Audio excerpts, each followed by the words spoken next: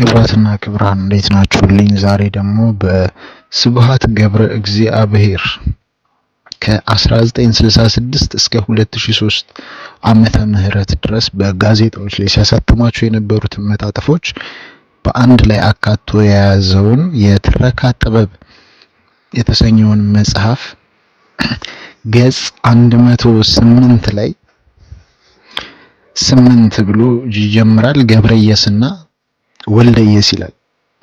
ስለ ጓደኝነት የምትናገር ምዕራፍ ነች። ወደ ኋላ እየተመለስኩ ሌሎቹንም አነብላችኋለሁ። ግን ለዛሬ እስኪ ገብረየስና ወልደየስ የምትለዋን ርዕስ የተሰጣትን ታሪክ አጠር ያለች ታሪክ ላንብብላችሁ። ገጽ 108 ላይ ነኝ። ይሄ የኛ አገር ቤት ታሪክ ነው። ሲወርድ ሲዋረድ መጥቶ አፈ ታሪክ የሆነ የኛ አበው ሲነግሩን ነው። እና እነሱ ደግሞ ተራቸውን ከነሱ አበው ሰምተው ሳይሆን አይቀርም። ገብረየስና ወልደየስ የሚባሉ በጽኑ ጓደኝነት የተቆራኙ ጎልማሶች ነበሩ። ትዳር ያልያዘው ብቸኛ ገብረየስ የሚኖረው ቆላ ሲሆን ወልደየስ ቤቱ ደጋ ነው። ገብረየስ ከቤቱ ማለዳ ከፀሐይ ጋር ቢነሳ ወደ ምሳ ሰዓት አካባቢ ጓደኛው ቤት ይደርሳል።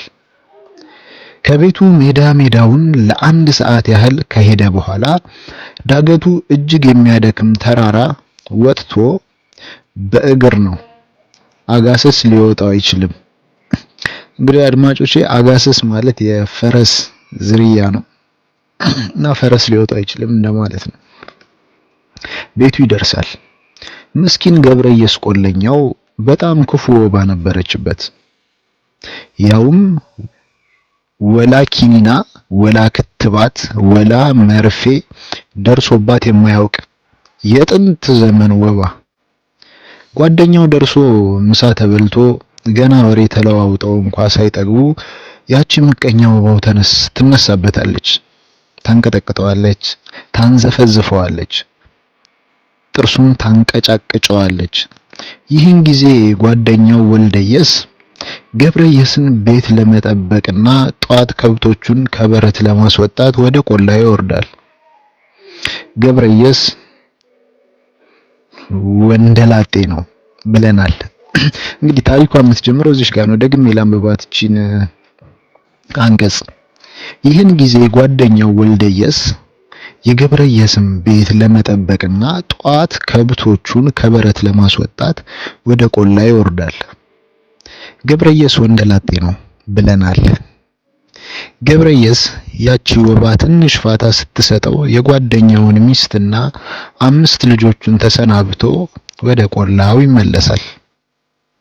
ጓደኛው ጋር ትንሽ ቆይቶ አንዳንድ ስራ ማግዞት በልደና ሁን ጓዴ ብሎ ተሰናብቶ ወደ ደጋው ቤት ተመልሶ ከሚስቱና ከልጆቹ ጋር ኑሮውን ይቀጥላል እስከሚቀጥለው የጓደኛው ጉብኝት። እነዚያ በፒካሶ ቤት ያለፉት ዓመታት ከማለፍ ሌላ ስራ የላቸውም። እዚህ ቆላውና ደጋው አገርም አለፈ። የደገኛው ሚስት በጠና ታማ እያለች ባለ ወባ ጓደኛው ቤታቸው ደረሰ። አባት ከሁሉ በላይ የሚወዳትን የመጨረሻ ልጁን ፀሐይን ጉልበቱ ላይ አቅፏታል። የሚስት ነፍስ አባት ደረሱ። ኃጢአቷን ሁሉ አሁን እዚሁ ከተናዘዘች እግዚአብሔር ይፍታሽ ብለው ያስተሰርዩላታል። ተናዘዘችው። እነዚህ 5 ልጆች የባሌ አይደሉ። እንደዚህ ባላ ነው አሪፍ ነው። እነዚህ 5 ልጆች የባሌ አይደሉ፣ የጓደኛው የውሽማዬ ልጆች ናቸው። ይህን ጊዜ የሚወዳትን ፀሐይን አቅፎ ይህን የሰማው ድንገተኛ ባዳ እቅፍ ያደረጋትን እባካችሁ እዘኑልኝ፣ እቺን ፀሐይን እንኳን ተውልኝ እንጂ ብሎ አለቀሰ። ይህን አንቀጽ ልድገመው እንደገና። እነዚህ 5 ልጆቼ የባሌ አይደሉም፣ የጓደኛው የውሽማዬ ልጆች ናቸው።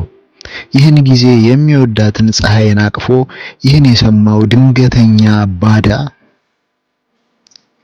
እቅፍ ያደረጋት እባካችሁ ዘኑልኝ፣ እቺ ይችን ፀሐዬን እንኳን ተውልኝ እንጂ ብሎ አለቀሰ። እንደዚህም አይነት የጓደኝነት ታሪኮች አሉ። እንግዲህ በዚህ ሳምንት የጓደኝነትን ታሪኮች እናነባለን ከዚሁ ከስብሐት የትረካ ጥበብ ከተሰኘው መጽሐፍ ላይ። መልካም ቀን ይሁንላችሁ።